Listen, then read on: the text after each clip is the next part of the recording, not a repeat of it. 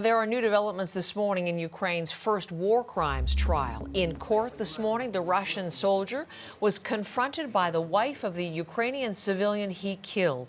The 21-year-old tank commander apologized to her and told the court he's sorry for all he's done.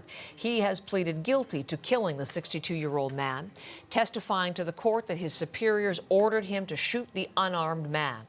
Ukrainian prosecutors say that guilty plea may mitigate his potential life sentence.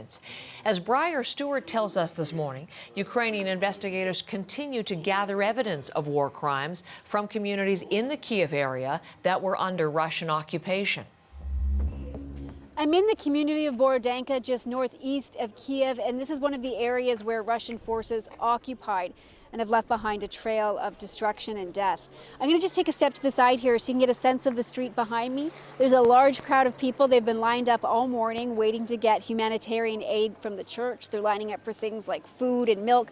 So there's that kind of immediate need, but there's also the immediate need for shelter here because so many of the buildings have been destroyed and are just not suitable to be lived in now.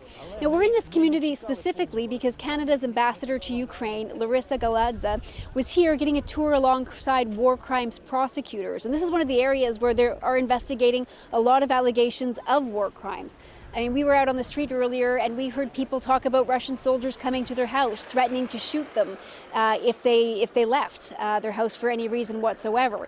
There are stories of people being shot at indiscriminately, and these are the kinds of testimonies that these prosecutors are gathering, and they're working along with the team from the International Criminal Court in this community itself. So it's a very difficult task ahead, and what the prosecutors say is the hardest part of it all is even if they gather all of this evidence, it's difficult to find the Russian soldiers that they want to charge with these crimes because in most cases they don't know where they are. And that's why it's so remarkable that they've already had a Russian soldier in court on a war crime charges, and he pleaded guilty yesterday.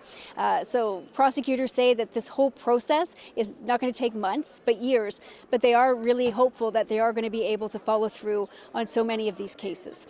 Briar Stewart, CBC News, Borodenka.